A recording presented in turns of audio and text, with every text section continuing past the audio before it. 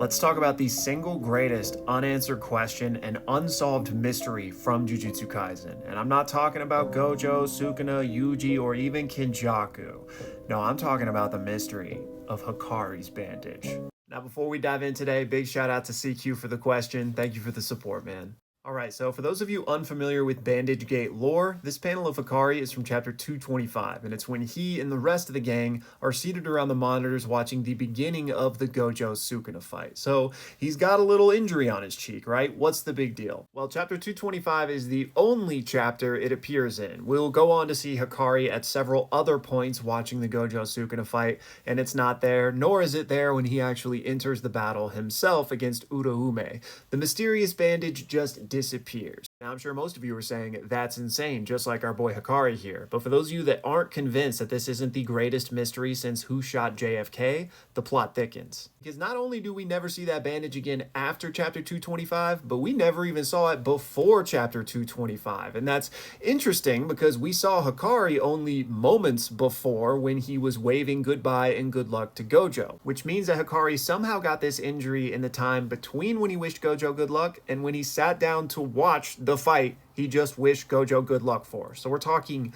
minutes, maybe an hour in between maximum. And mind you, this injury was so severe that it required the versus best RCT user to still need a bandage. But it wasn't severe enough that he had to wear that bandage long.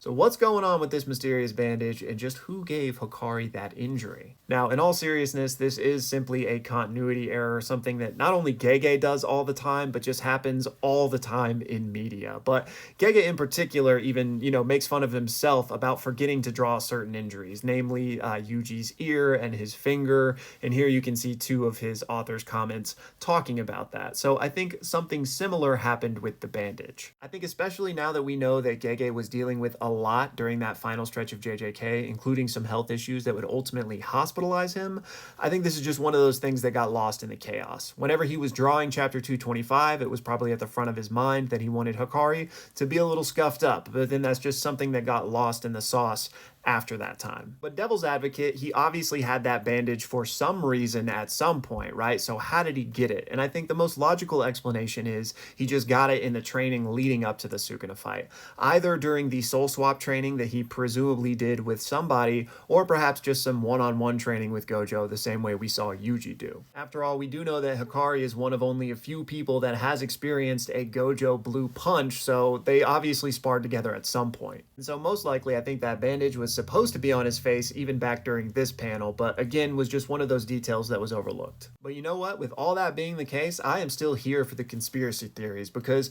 maybe he did get into a little scrap with Akotsu over who was Gojo's favorite upperclassman, or maybe he got into round 2 with Kashimo after he called him a farmer, or maybe he was stepping out on Kirara and got a little feedback from that. Y'all let me know your favorite theory for Bandage Gate here. And again, huge shout out to CQ. Thank you so much, man. It was really nice to dive back into the lobotomy for a second.